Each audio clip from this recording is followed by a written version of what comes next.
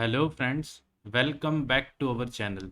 Friends, આજે આપણો જે વિષય છે તે આવનારી ગુજરાત સિવિલ જજની પરીક્ષા માટે મોસ્ટ ઇમ્પોર્ટન્ટ વિષય છે ને આજે આપણે વાત કરવાના છીએ the arbitration and conciliation act 1996 વિશે, જેમાંથી જે પણ કોઈ એમસીક્યુ બને છે, કેવા પ્રકારના પ્રશ્નો પૂછાય છે, કઈ સેક્શનો જે છે આવનારી ગુજરાત સિવિલ જજની પ્રિલિમિનરી પરીક્ષા માટે મોસ્ટ ઇમ્પોર્ટન્ટ છે તેના વિશે ડિટેલમાં ચર્ચા કરવાના છે. તો ફ્રેન્ડ્સ, આ વિડીયોને એન્ડ સુધી જોજો. ધીસ ઇઝ ચિરાગ સર અને આપ જોઈ રહ્યા છો કોઈ પણ કાયદાને ગુજરાતી ભાષામાં ખૂબ જ સરળતાથી સમજાવતી ગુજરાતની નંબર 1 અને આપ સૌની મનપસંદ યુટ્યુબ ચેનલ રિયલ એજ્યુકેશન કેચિટ. તો ફ્રેન્ડ્સ, આજે આપણે જ્યારે વાત કરવાના છે લવાદ અને સમાધાન અધિનિયમ 1996 વિશે, ત્યારે ફ્રેન્ડ્સ આ વિડીયોને નીચે જે લાઇકનું બટન છે જરૂરથી દબાવી દેજો. સાથે સાથે ચેનલ પર જે લોકો આજે નવા છે એમને રિક્વેસ્ટ કરું છું, ચેનલને જરૂરથી સબસ્ક્રાઇબ કરી લેજો, બેલ નોટિફિકેશન આઇકોનને ઓન કરી લેજો, જેથી આવા નવા વિડીયો આવે તો તેના અપડેટ્સ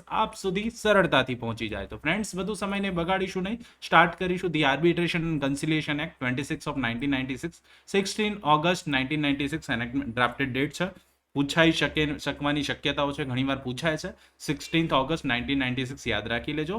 ફર્સ્ટ સેક્શન હંમેશાની જેમ short title extent commencement arbitration conciliation act કહેવાશે, સમગ્ર ભારતમાં લાગુ પડશે. અહીંયાથી બીજું કોઈ ઇમ્પોર્ટન્ટ નથી. એનેક્ટમેન્ટ ડેટ એકાદ વાર જોઈ લેજો, બાકી કંઈ અહીંયાથી પૂછાતું નથી. ઓકે, તો મોસ્ટ ઇમ્પોર્ટન્ટ છે, યાદ રાખી લેવાનું છે. અમલમાં આવ્યા તારીખ છે 22 ઓગસ્ટ 1996. ઓકે, 22મી ઓગસ્ટ 1996 યાદ રાખી લેજો. અમલમાં આવ્યા તારીખ 16 ઓગસ્ટ અને 22 ઓગસ્ટ, બહુ ટૂંકો સમયગાળો છે. ઓકે, તો it will be most important for you. હવે section number 2, chapter number 2, part 1 આર્બિટ્રેશનની વાત છે, ત્યારે જનરલ પ્રોવિઝન્સ આપવામાં આવી છે, તેમાં ડેફિનેશન્સ આપવામાં આવી છે. આર્બિટ્રેશન કોને કહેવાય? 2A માં આર્બિટ્રેશનની વ્યાખ્યા છે. તો અહીંયા એવું કીધું છે, arbitration means any arbitration whether or not administered by permanent arbitral institution. તો અહીંયા એવું કહે છે કે લવાદનો અર્થ કોઈ પણ એવો લવાદ કે જેનું સંચાલન કાયમી લવાદીય સંસ્થા દ્વારા કરવામાં આવતું હોય કે ન હોય. તો friends, this is all about arbitration. Two એમાં વ્યાખ્યા છે. હવે આર્બિટ્રેશન એગ્રીમેન્ટ કોને કહેવાય? તો arbitration agreement means an agreement referred in section 7. 7 નંબરની વ્યાખ્યા આવશે, 7 નંબરની કલમમાં તે રેફર્ડ કરવામાં આવી છે. તે 22 ઓગસ્ટ 1996 યાદ રાખી લેવાનું છે, એનેક્ટમેન્ટ ડેટ છે. ઓકે, અહીંયા આપેલું જ છે. ઓકે, આર્બિટ્રલ એવોર્ડમાં શાનો સમાવેશ થશે? તો અહીંયા એવું કીધું છે 2C માં આર્બિટ્રલ એવોર્ડમાં includes an interim award. ઇન્ટરીમ award પણ આવશે, એમસીક્યુ અહીંયાથી બને છે, પૂછાય કે આર્બિટ્રલ એવોર્ડમાં શાનો સમાવેશ થાય? તો includes an interim award. Okay, યાદ રાખવાનું. 2D arbitral tribunal. તો એવું tribunal sole arbitrator or panel of arbitrator, એકલા આર્બિટ્રેટર અથવા પેનલ આર્બિટ્રેટરનો સમાવેશ થાય ટ્રિબ્યુનલમાં. કોર્ટની વ્યાખ્યા છે, પૂછાતું નથી, એટલું બધું કંઈ ધ્યાનમાં આપવાની જરૂર નથી. એકાદ વાર વાંચો. ઇન્ટરનેશનલ કોમર્શિયલ આર્બિટ્રેશન પણ એકાદ વાર વાંચવા જેવું, બાકી કંઈ LR પણ અહીંયાથી બનતો નથી. અહીંયાથી જે પ્રશ્ન બને છે મેં કહી દીધું છે, party means a party to an arbitration agree. આર્બિટ્રેશન એગ્રીમેન્ટની પાર્ટી હોય તે જ પાર્ટી અહીંયા ગણવાનું છે. ઓકે, તો this is all about definitions, most important definition 2A, 2B, 2C and 2D. This is all most important MCQs આ પૂછાઈ શકે. ઓકે, ત્યારબાદ આવી જાઓ સેક્શન નંબર 3 પર. સેક્શન નંબર 3 શું જણાવે છે? Receipt of return communication. હવે રિટર્ન કોમ્યુનિકેશનની રિસિપ્ટ બાબતે અહીંયા જણાવવામાં આવ્યું છે લેખિત સંદેશા વ્યવહાર થયા હોય ત્યારે, unless otherwise agreed by the party, સંમતિ થઈ હોય તે સિવાય, any return communication is deemed to have been received if it is delivered to the addressee personally or his place of business, habitual residence or mailing address, and if done of the place referred in clause A can be found making a reasonable inquiry, a written communication is deemed to have been received if it is sent to addresses last known place, business, habitual residence, mailing address by registered letter or by any other means which provides a record of the attempt to deliver it. તો અહીંયા સૌથી પહેલા આપણને એવું કહે છે કે જ્યારે ખાસ કરીને પક્ષકારો દ્વારા અન્યથા સંમતિ ન હોય તો કોઈ પણ લેખિત સંદેશા વ્યવહાર મળ્યો હોવાનું જણાશે, તો જે પ્રેષિતને વ્યક્તિગત રીતે આપવામાં આવ્યો હોય અથવા તેના ધંધાના સ્થળે અથવા સામાન્ય રહેઠાણના સ્થળે અથવા તેના ટપાલના સરનામે મોકલવામાં આવ્યો હોય. અને બીમાં એવું કહે છે કે જ્યારે વાજબી તપાસ પછી જણાવેલા સ્થળોએ, જે આપણે એમાં જણાવ્યા તે સ્થળોએ કોઈ સ્થળ મળે નહીં તો લેખિત સંદેશા મળેલ હોવાનું ગણાશે જો તે પ્રેષિતને તેના છેલ્લા ધંધાના જાણીતા સ્થળે, સામાન્ય રહેઠાણના સ્થળે અથવા તો ટપાલના સરનામે રજિસ્ટર્ડ પત્ર અથવા અન્ય કોઈ એવી રીતે મોકલવામાં આવ્યા હોય જે તેને પહોંચવાના પ્રયત્નોનો રેકોર્ડ ધરાવતો હોય. તો અહીંયા રિસિપ્ટ ઓફ રાઇટિંગ કોમ્યુનિકેશન એને કહેવાશે, ખાસ કરીને 2A માં. MCQ જનરલી બનતો નથી, પણ પૂછાય તો આપ સૌને આવડવું જોઈએ. સબસેક્શન 2 ઇમ્પોર્ટન્ટ છે. અહીંયા એવું કે છે માની લેવા વિશે. તો the communication is deemed to have been received on the day it is so delivered. તો જે દિવસે સંદેશો પહોંચાડવામાં આવ્યો હોય તે દિવસે સંદેશો મળ્યો હોવાનું માનવી લેવામાં આવશે, ગણવામાં આવશે. ક્લિયર? ઇમ્પોર્ટન્ટ છે સબસેક્શન 2. સબસેક્શન 3 એવું જણાવે છે કે this section does not apply to written communication in respect of proceedings of any judicial authority. Judicial ઓથોરિટીની પ્રોસિડિંગ્સને આ કાર્યવાહીના સંદર્ભમાં કલમનો સંદેશા વ્યવહાર માટે લાગુ પડશે નહીં. તો અહીંયા 3 નંબર જે છે સબસેક્શન 3 એવું જણાવે છે, 3 ની સબસેક્શન 3, કે જ્યુડિશિયલ પ્રોસિડિંગ્સ ઓથોરિટીને આ પ્રોસિડિંગ્સ માટે રિટર્ન કોમ્યુનિકેશન જે છે આ સેક્શન એપ્લાય થશે નહીં. ઓકે, ઇમ્પોર્ટન્ટ 3 નંબર પણ છે, એમાંથી સબસેક્શન 2 માંથી MCQ ફ્રેમ થાય એમ છે. ઓકે, 4 એવું કહે છે waiver of right to object. તો અહીંયા એવું કહે છે વિરોધ કરવાનો અધિકાર જતો કરનાર. કોઈ પક્ષકારે જાણે છે, a party who knows that any provision of this part from which the parties may derogate or any requirement under this arbitration agreement has not been complied with and yet proceeds with the arbitration without stating his object to the such not been complied with and yet ખાસ કરીને non compliance થયું હોય without undue delay, if a time limit is provided for stating that objection within that time period of time shall be deemed to have been waived his right to so object. તો અહીંયા ખાસ કરીને યાદ રાખવાનું છે 4 નંબરની જે section છે તેમાં એવું કહેવા માંગે છે કે કોઈ પણ પક્ષકારે જાણે છે કે આ ભાગની કોઈ પણ જોગવાઈ કે જેમાંથી પક્ષકારો અપમાનિત થઈ શકે, પાર્ટીઝ મે ડેરોગેટ અથવા તો લવાદ કરાર હેઠળ કોઈ જરૂરિયાત requirement under the arbitration agreement has not been complied with, એનું શું કંઈ પૂર્ણ ન થયું હોય અથવા એનું ઉલ્લંઘન કરવામાં આવ્યું હોય, અયોગ્ય વિલંબ સિવાય તેનો વાંધો જણાવ્યા સિવાય હજી લવાદ સાથેની કાર્યવાહી કરવામાં આવે અથવા જો તે વાંધો ઉઠાવવા માટે સમય મર્યાદા આપેલી હોય, સબ્જેક્ટ ટાઈમ પીરિયડ જે હોય એ ગણાવેલો હોય ત્યારે તે સમયગાળામાંથી વાંધો ન ઉઠાવે તો આવો વાંધો ઉઠાવવાનો તેનો અધિકાર જતો કર્યો હોવાનું ગણવામાં છે. Waiver of right to object ક્યારે જતો કર્યો ગણાય તે માટે ઇમ્પોર્ટન્ટ સેક્શન છે 4 નંબર. ક્યારે આવો વાંધો ઉઠાવી શકે, ખાસ કરીને કયા સંજોગોમાં ટાઈમ પીરિયડ છે, તો સમયગાળો પૂરો થઈ ગયો હોય તો ફ્રેન્ડ્સ એને વેવ કર્યો છે તેવું જણાશે. તો waiver of right to object most important 4 number. 5 number extent of judicial ઇન્ટરવેન્શનની વાત છે, જે વાત કરે ન્યાયિક દખલની વ્યાપ્તિ, તો આ એટલું બધું ઇમ્પોર્ટન્ટ છે નહીં. ત્યારબાદ એડમિનિસ્ટ્રેટિવ આસિસ્ટન્ટ, આ પણ ઇમ્પોર્ટન્ટ નથી. ચેપ્ટર નંબર 2 પર આવી જાઓ, આર્બિટ્રેશન એગ્રીમેન્ટ.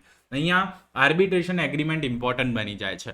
આર્બિટ્રેશન એગ્રીમેન્ટની વાત છે ત્યારે કલમ નંબર 7 મોસ્ટ ઇમ્પોર્ટન્ટ છે. In this part arbitration agreement means an agreement by a party to submit two arbitration all or certain disputes which have arisen or which may arise between them in respect of a defined legal relationship whether contractual or not. તો અહીંયા સબસેક્શનમાં એવું કહે છે કે આ ભાગમાં લવાદી કરારનો અર્થ પક્ષકારો દ્વારા તમામ અથવા કેટલાક વિવાદો જે તેમની વચ્ચે વ્યાખ્યાયિત કાયદાકીય સંબંધ અંગે ઉદ્ભવ્યા છે અથવા ઉદ્ભવી શકે તેમ છે તેને લવાદને સોંપવાનો કરાર તે કરાર અંગે હોય કે નહીં તો પણ લવાદી કરાર ગણાશે. ખાસ કરીને જે પણ કોઈ પ્રશ્નો ઊભા થયા છે એના વિશે જે પણ કોઈ લવાદને વાત કરવાની છે, અહીંયા લવાદ સાથે ડિસ્પ્યુટ થયો છે તો લવાદ એને શું કરવું, એગ્રીમેન્ટને શું કરવાનું છે, ડિફાઇન કરે છે લીગલ રિલેશનશિપ ખાસ કરીને, ભલે તે કોન્ટ્રાક્ચ્યુઅલ હોય કે ન હોય, ઇટ ઇઝ ઇમટીરિયલ, તો એ આર્બિટ્રેશન એગ્રીમેન્ટ ગણાશે. An arbitration agreement may be in the form of arbitration clause in a contract or in the form of separate agreement. એ કોન્ટ્રાક્ટના ફોર્મ પણ હોઈ શકે અથવા તો એક સેપરેટ એગ્રીમેન્ટ પણ હોઈ શકે. ક્વેશ્ચન બને છે સબસેક્શન 2 માંથી. ઓકે, તો આર્બિટ્રેશન એગ્રીમેન્ટ જે છે એ કોન્ટ્રાક્ટના ફોર્મમાં પણ હોઈ શકે અથવા તો સેપરેટ એગ્રીમેન્ટ પણ હોઈ શકે. પ્રશ્ન બને તો આપ સૌને આવડવો જોઈએ. ત્યારબાદ subsection 3, N arbitration agreement shall be in writing. કેવો હોવું જોઈએ? લેખિતમાં હોવો જોઈએ. આર્બિટ્રેશન એગ્રીમેન્ટ જે છે, લવાદી કરાર જે છે, સમજૂતી જે છે એ હંમેશા લેખિતમાં હોવી જોઈએ.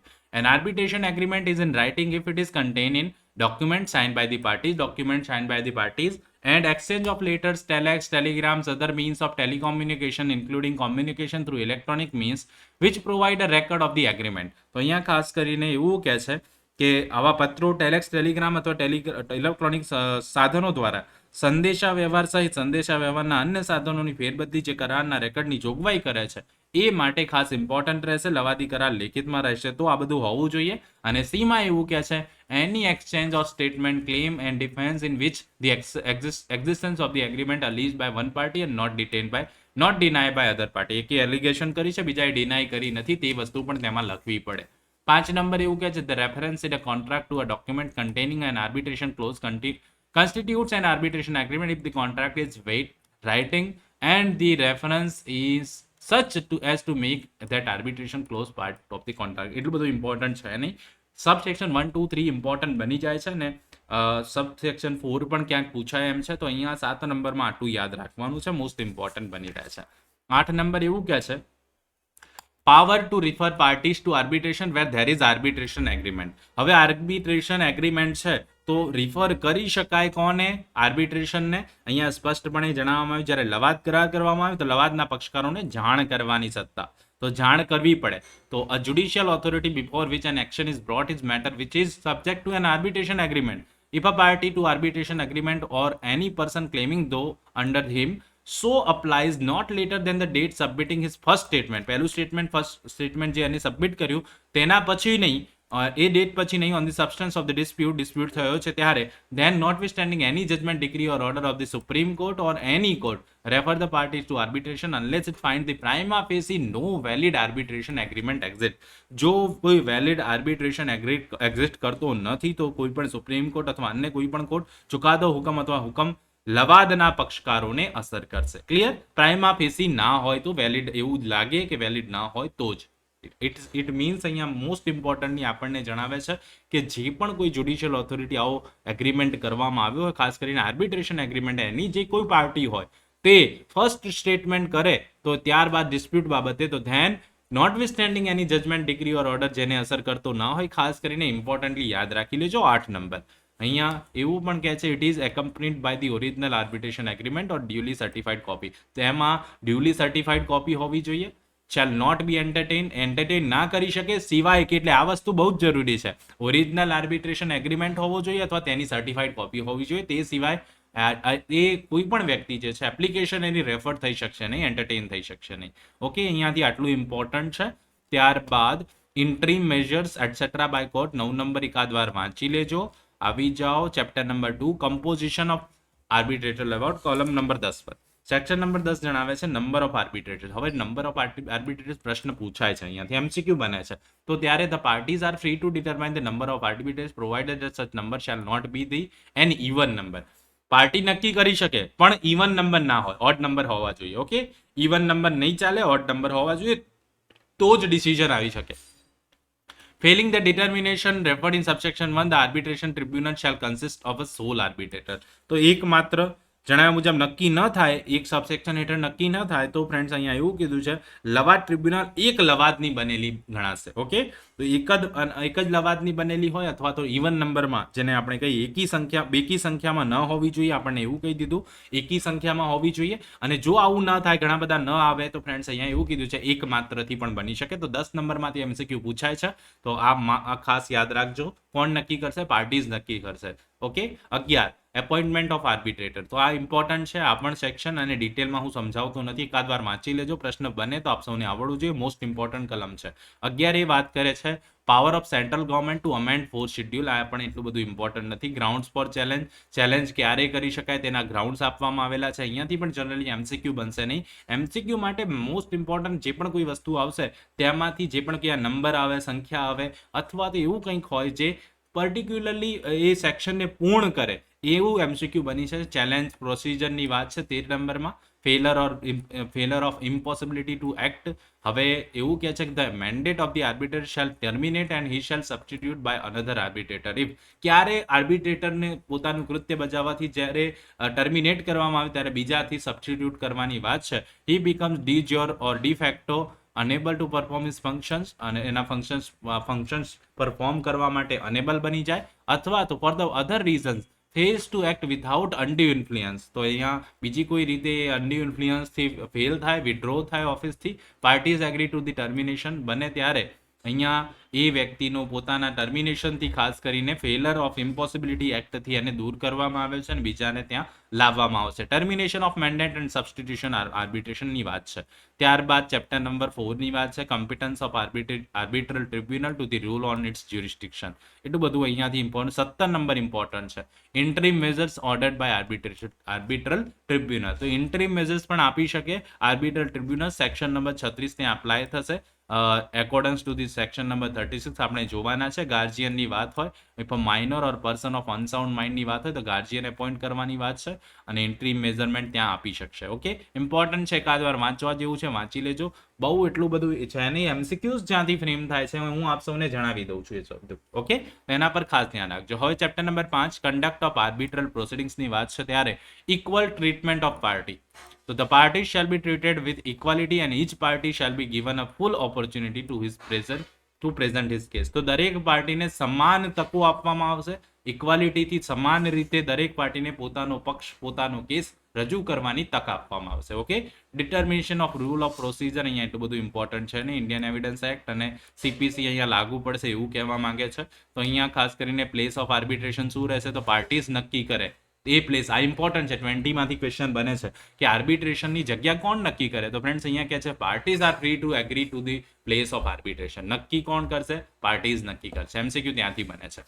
કમેન્સમેન્ટ ઓફ આર્બિટ્રલ પ્રોસિડિંગ્સ. કમેન્સમેન્ટ ક્યારે થાય, કઈ રીતે થાય તે વિશેની જોગવાઈ. On the date on which request for what the dispute to be referred in arbitration received by the respondent. Okay, આ યાદ રાખી. લેંગ્વેજ શું રહેશે 22માં? The parties are free to agree upon the language or language to be use in the arbitral proceeding. Parties નક્કી કરશે. અહીંયા arbitration સમાધાનની વાત છે, લવાદ અને સમાધાનની વાત છે ત્યારે પાર્ટીઝને તમામ હક રહેશે અને પાર્ટીઝ બધું નક્કી કરી શકશે તે વિશે જોગવાઈ છે. એટલે પાર્ટીઝ માઇન્ડમાં રાખી લેજો. પ્રશ્ન પૂછાય તો આપ સૌને આવડવું જોઈએ. સ્ટેટમેન્ટ્સ ઓફ ક્લેમ એન્ડ ડિફેન્સની વાત છે, એટલું બધું ઇમ્પોર્ટન્ટ છે. હિયરિંગ એન્ડ રિટર્ન પ્રોસિડિંગ આ પણ ઇમ્પોર્ટન્ટ નથી. ડિફોલ્ટ ઓફ અ પાર્ટી કંઈ ડિફોલ્ટ કરે છે તો બીજાને શું લાભ મળશે, ટર્મિનેટ ક્યારે થઈ શકશે, એ બધી જોગવાઈઓ છે, એકાદ વાર વાંચવા જેવી. Expert appointed by arbitration tribunal. કંઈ કેવું સમજવું પડે ત્યારે એક્સપર્ટની નિમણૂક કરવામાં આવે છે તે વિશેની જોગવાઈ છે. Court assistant taking evidence, assistant કરી શકશે કોર્ટ. ત્યારબાદ ચેપ્ટર નંબર 6 જે છે rules applicable substance and dispute important નથી. Decision making by panel arbitrator. તો પેનલ દ્વારા જે પણ કોઈ ડિસિઝન આવે ત્યારે એગ્રીડ કરવાની રહેશે પાર્ટીને. ખાસ કરીને more than one arbitrator by any decision arbitration tribunal shall be made by a majority of its member. તો એ જે ડિસિઝન છે એ મેજોરિટી મેમ્બરનું ગણાશે અને મેજોરિટીથી આવેલું ડિસિઝન ફોલો કરવાનું રહેશે, એગ્રી કરવાનું રહેશે પાર્ટીએ. Time limit for arbitration amount. તો અહીંયા made within a period of 12 months from the date of the arbitral tribunal enters upon the reference. MCQ બને છે 29A. એમસીક્યુ બને છે કે એવોર્ડ શેલ બી મેડ. કેટલા દિવસમાં એવોર્ડ બની જશે? Within a period of 12 months. 12 મહિના, એક વર્ષ નથી જણાવ્યું, 12 મહિના જણાવ્યું છે. એમસીક્યુ અહીંયાથી બને છે 29A માંથી. તો આર્બિટ્રેશનનો જે એવોર્ડ છે within a period of 12 months from the date of the arbitral tribunal enters upon the reference. રેફરન્સમાં આર્બિટ્રલ ટ્રિબ્યુનલ્સ એન્ટર થાય તેના 12 મહિનાની અંદર આવો એવોર્ડ બની જશે. ક્લિયર? ઇમ્પોર્ટન્ટ એમસીક્યુ અહીંયાથી બને છે. ઓકે, તો આ યાદ રાખી લેજો. રેટની વાત છે, નોટ એક્સેડિંગ 5%. એ પણ ફોર ઇચ મંથ ઓફ સચ ડિલે થાય તો એક્સેડિંગ 5%થી વધારે નહીં તેટલો અહીંયા કોસ્ટ પણ છે, યાદ રાખજો. રિડક્શન ઓફ ફીસ ત્યાં થાય છે, એ જોઈ લેજો. એકાદ વાર પ્રશ્ન પૂછાય તો આવડવું જોઈએ. એપ્લિકેશનની વાત છે ત્યારે અહીંયા period of 60 days from the date of service notice on the opposite party dispose કરવાની રહેશે. એ જે અરજી છે તેના વિશે પ્રશ્ન બને તો આપ સૌને આવડવું જોઈએ. ફાસ્ટ ટ્રેક પ્રોસિજરની વાત છે 29B માં. એ ફાસ્ટ ટ્રેક પ્રોસિજરની ઇમ્પોર્ટન્ટ વાત છે, ત્યાં પણ એકાદ વાર વાંચ. સેટલમેન્ટની વાત છે 30માં સેટલમેન્ટ કરવામાં આવશે 31 હેઠળ. From the contents of the arbitral award. તો આર્બિટ્રલ એવોર્ડના કન્ટેન્ટ શું રહેશે તે વિશેની જોગવાઈ છે. રિગાઇમ ઓફ કોસ્ટ પણ આપવામાં આવ્યું છે અહીંયા. કોસ્ટની જોગવાઈ. ટર્મિનેશન પ્રોસિડિંગ્સ ક્યારે થઈ શકે ઇમ્પોર્ટન્ટ બની રહે છે. Correction and interpretation of addition award. Correction કરવાની જોગવાઈ પણ અહીંયા છે. કરેક્શન કઈ રીતે થાય એ વિશેની પણ જોગવાઈ કરવામાં આવી છે. ત્યારબાદ application for setting aside arbitration award. Chapter number 7 arbitration એવોર્ડને કેન્સલ કઈ રીતે કરી શકાય, સેટિંગ અસાઇડ કઈ રીતે કરી શકાય, તેની શું પ્રોસિજર રહેશે એ અહીંયા આપવામાં આવી છે. એમસીક્યુ પર્પઝથી એટલું બધું ઇમ્પોર્ટન્ટ નથી. એમસીક્યુ જે બનવાના છે મેં આપ સૌને જ્યાંથી બની શકે એમ છે, શક્યતાઓ વધારે છે ઇમ્પોર્ટન્ટ અગત્યતાની દ્રષ્ટિએ, એ મેં આપ સૌને કહી દીધું. ઓકે, ફાઇનાલિટી, તો અહીંયા 35 એવું કે subject to this part and arbitration award shall be final and binding of the parties person claiming under them respectively. તો જે પણ કોઈ આર્બિટ્રેશન એવોર્ડ આવશે, સેક્શન નંબર 35 એવું કહે છે કે ફાઇનલ રહેશે અને બાઇન્ડિંગ રહેશે દરેક પક્ષકારને. 36 એન્ફોર્સમેન્ટ સીપીસી મુજબ એન્ફોર્સમેન્ટ કરાવવામાં આવશે. ત્યારબાદ અપીલેબલ ઓર્ડર્સની વાત છે. 37માં અપીલેબલ ઓર્ડરની વાત છે. પરચુરણ જોગવાઈઓમાં બીજું કંઈ અહીંયાથી ઇમ્પોર્ટન્ટ બનતું નથી. જ્યુરિસ્ડિક્શન કોનું રહેશે? તો part of law, timing force respect to agreement. Under this part, court or court alone shall have jurisdiction over the arbitration proceedings. Arbitral proceedings shall be made in that court and no other court. અહીંયા લિમિટેશનની વાત છે તો 1963 limitation act apply થશે આર્બિટ્રેશનને, અને arbitration shall be deem to have commence on the date of reference, section number 21. તો limitation act હેઠળ આવશે. અહીંયા ન્યુયોર્કની વાત છે. ન્યુયોર્ક કન્ટ્રાવેન્શન એવોર્ડ એટલા બધા ઇમ્પોર્ટન્ટ નથી. આવી જાઓ કન્સિલિએશન પર, ડાયરેક્ટલી કન્સિલિએશન પર જઈએ છીએ, જે પ્રશ્ન ત્યાંથી બનતા હોય છે. તો કન્સિલિએશન વિશેની વાત આવે તો પાર્ટ 2માં કન્સિલિએશન છે, અને કન્સિલિએશનનું એપ્લિકેશન એન્ડ સ્કોપ આટલું બધું ઇમ્પોર્ટન્ટ બનશે નહીં. કમેન્સમેન્ટ ઓફ કન્સિલિએશન પ્રોસિડિંગની વાત છે ત્યારે અહીંયા એવું કે the party initiating conciliation shall send to the other party a written intervention to conciliate under this part briefly identified subject of the dispute. ડિસ્પ્યુટનો સબ્જેક્ટ જે પણ હોય તે આઈડેન્ટિફાઈ કર્યા પછી અહીંયા એવું કહે છે ખાસ કરીને કે એને લખીને રિટર્ન ઇન્વિટેશન આપવાનું રહેશે, અને જ્યારે આવું રિટર્ન ઇન્વિટેશન આપવાનું આવે સમાધાનની કાર્યવાહીમાં, એમાં વિવાદના વિષયની ટૂંકમાં ઓળખ કરતું લેખિત આમંત્રણ મોકલવું પડે. Conciliation proceeding shall commence when the other party accept, જ્યારે એક્સેપ્ટ કરે ત્યારે આવું જે છે સમાધાન કાર્યવાહી શરૂ થશે. If the party reject the invention there shall be no conciliation proceeding. જો બીજો પક્ષકાર આમંત્રણનો ઇનકાર કરી દે તો તેમાં કન્સિલિએશન પ્રોસિડિંગ્સ આગળ વધશે નહીં. અને ખાસ કરીને રિસીવ ના થયું હોય વિધિન 30 ડેઝ એમસીક્યુ બને છે 4 નંબરમાં. જો સમાધાન શરૂ કરતા પક્ષકારોને તેને આમંત્રણ મોકલ્યાની તારીખથી 30 દિવસમાં અથવા આમંત્રણમાં નિર્દિષ્ટ કરેલી તારીખ સિવાય within such period of time as specified in the invitation, he may elect to treat this as a rejection of the, જો કંઈ ના કરે તો રિજેક્ટ થયું છે એવું ગણવામાં આવશે. shall inform the writing the other party accordingly. અને તેને આવું રિજેક્ટ કર્યું છે એ મુજબ તદ અનુસાર લેખિતમાં એની જાણ કરવાની રહેશે. ઓકે, તો 62 ઇમ્પોર્ટન્ટ છે. 4માંથી એમસીક્યુ બને છે. 30 ડેઝ સમયગાળો આપવામાં આવ્યો છે, ત્યાંથી એમસીક્યુ ફ્રેમ થઈ શકે એમ છે. કન્સિલેશન સમાધાનની વાત છે ત્યારે. 63 નંબર ઓફ કન્સિલેટર. કન્સિલેટરની સંખ્યા શું હશે? તો there shall be one conciliator unless the parties agrees that there shall be 2 or 3 conciliators. એક જ રહેશે. જો પક્ષકારો એવું કહે કે 2 કે 3 રહે, એ સિવાય એક જ કન્સિલેટર રહેશે. એમસીક્યુ બને છે, પૂછાય. where there is more than one conciliator they ought as a general rule to act jointly. હવે એકથી વધારે કન્સિલેટર હોય તો તે બંને એક સાથે રહીને એક્ટ કરી શકે, જોઈન્ટલી એક્ટ કરશે. 63 ઇમ્પોર્ટન્ટ, એમસીક્યુ દ્રષ્ટિએ પૂછાય તો આવડવું જોઈએ. એક જ કન્સિલેટર રહેશે. જો પાર્ટીઝ નક્કી કરે તો 2 કે 3 હોઈ શકે. ઓકે, અને 2 કે 3 હોય તો ફ્રેન્ડ્સ એમને જનરલ રૂલ પ્રમાણે એક્ટ જોઈન્ટલી કરવાનું રહેશે. એપોઇન્ટમેન્ટ ઓફ કન્સિલેટર, કઈ રીતે કન્સિલેટરની એપોઇન્ટમેન્ટ થશે પાર્ટીઝ નક્કી કરશે. Name of the sole conciliator. with 2 conciliator each party may appoint 1 conciliator. In conciliation proceeding with 3 conciliators each party may appoint 1 conciliator, and parties may agree on the name of the third conciliator who shall act the presiding conciliator. તો અહીંયા ખાસ કરીને કોણ presiding બનશે, કઈ રીતે parties નક્કી કરશે તે વિશેની જોગવાઈ છે. એમસીક્યુ જનરલી બનતો નથી. તો અહીંયા submission of statement of to conciliator, કઈ રીતે સબમિશન કરવાનું રહેશે તે વિશેની જોગવાઈ છે. એમસીક્યુ અહીંયાથી પણ બનતો નથી. અહીં હવે કન્સિલેટર નોટ બાઉન્ડ બાય સર્ટેન એનેક્ટમેન્ટ. તો અહીંયા કોડ ઓફ સીપીસી અને Indian evidence act is not bound, એમને બાઉન્ડ ગણાશે નહીં. એ ખાસ 66 એમસીક્યુ પૂછાઈ શકે. શોર્ટ જ્યાં જ્યાં બને છે ત્યાં ત્યાં એમસીક્યુ પૂછાય છે. હવે રોલ ઓફ કન્સિલેટર જે છે એ ટૂંક નોંધમાં મેઇન એક્ઝામમાં પૂછાય છે. તો અહીંયા યાદ રાખજો કે રોલ શું રહેશે. એમને ઓબ્જેક્ટિવલી, ફેરનેસલી જસ્ટિસ કરવાનું છે, કોઈના પ્રત્યે પક્ષપાત કરવાનું નથી. આ બધું દરેક સંજોગોને ધ્યાનમાં રાખવાના છે. આ બધું જ રોલ ઓફ કન્સિલેટરમાં આવશે. ઓકે, એડમિનિસ્ટ્રેટિવ આસિસ્ટન્ટ ઇમ્પોર્ટન્ટ નથી. Communication between conciliator and parties એ પણ ઇમ્પોર્ટન્ટ. ડિસ્ક્લોઝર ઓફ ઇન્ફોર્મેશન અહીંયા એ પણ ખાસ important. Cooperation of parties with conciliator, cooperate કરવાનું રહેશે પાર્ટીએ કન્સિલેટરને. અને to comply with the request of the conciliator to submit written material. જે પણ કોઈ એમ કે આ રિટર્ન મટીરિયલ લેતા હો, દસ્તાવેજો લેતા હો, તેમને લાવવાના રહે. Suggestion by parties settlement dispute. હવે સેટલમેન્ટ કરવું હોય તો ઇન્વિટેશન આપવું પડે. કોણ આપશે? Initiative or at the invitation of the conciliator એમને સેટલમેન્ટ માટે, ડિસ્પ્યુટ માટે જવાનું છે. સેટલમેન્ટ એગ્રીમેન્ટ કરવાનું છે 73 મુજબ. Settlement of agreement title base question પૂછાય છે અહીંયાથી. બીજું કંઈ એટલું બધું ઇમ્પોર્ટન્ટ નહીં. અને એ અવોર્ડ જે છે ફાઇનલ ગણાશે. Okay, status and effect of statement. તો અહીંયા સેક્શન નંબર 33 ડિફાઇન. કોન્ફિડેન્શિયાલિટી એટલું બધું ઇમ્પોર્ટન્ટ છે નહીં. ટર્મિનેશન કઈ રીતે થાય, કોસ્ટની જોગવાઈ, deposits, role of conciliator in other proceedings, administrative, અહીંયાથી બીજું કોઈ ઇમ્પોર્ટન્ટ નથી. તો ફ્રેન્ડ્સ અહીંયા ખાસ કરીને હાઈકોર્ટ ટુ મેક રૂલ્સ, કોણ રૂલ્સ બનાવશે? હાઈકોર્ટ બનાવશે. અહીંયાથી એટલું જ ઇમ્પોર્ટન્ટ છે. ખાસ કરીને સેન્ટ્રલ ગવર્મેન્ટ પણ પાવર ટુ મેક રૂલ્સ, એમને પણ સત્તા છે. અહીંયા રિપીલ એન્ડ સેવિંગ્સ. તો ફ્રેન્ડ્સ અહીંયા ખાસ કરીને આપણે વાત કરી છે લવાદ અને સમાધાન અધિનિયમ 1996, જેને આપણે આર્બિટ્રેશન એન્ડ કન્સિલિએશન એક્ટ કહેતા હોઈએ ને. અહીંયાથી જે પણ કોઈ મોસ્ટ ઇમ્પોર્ટન્ટલી ક્વેશ્ચન્સ બને છે, પ્રશ્નો પૂછાય છે, તે વિશે આપણે ડિટેલમાં સમજી ચૂક્યા છે. અને હવે the arbitration and conciliation act 1996 માંથી કોઈ પણ પ્રશ્ન પૂછાય તો આપ સૌને આવડવું જોઈએ. આપણે ડિટેલમાં ચર્ચા કરી છે. એમસીક્યુઝ ક્યાંથી બને છે ખાસ યાદ રાખી લેજો. તો ફ્રેન્ડ્સ આઈ હોપ સો આજનો આ વિડીયો આપ સૌને સારો લાગ્યો હશે.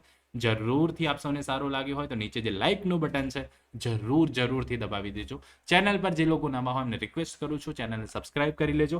બેલ નોટિફિકેશન આઇકોનને ઓન કરી લેજો, જેથી આવા નવા વિડીયો આવે તો તેના અપડેટ્સ આપ સુધી સરળતાથી પહોંચી જાય. તો ફ્રેન્ડ્સ આવા જ નવા વિડીયો સાથે ફરીથી બહુ જલ્દી મળીશું. ત્યાં સુધી જોતા રહો અમારી ચેનલ રિયલ એજ્યુકેશન ગેજેટ. કોઈ પણ કાયદાને ગુજરાતી ભાષામાં ખૂબ જ સરળતાથી સમજાવતી ગુજરાતની નંબર 1 અને આપ સૌની મનપસંદ યુટ્યુબ ચેનલ. ખૂબ ખૂબ ધન્યવાદ, ખૂબ ખૂબ આભાર.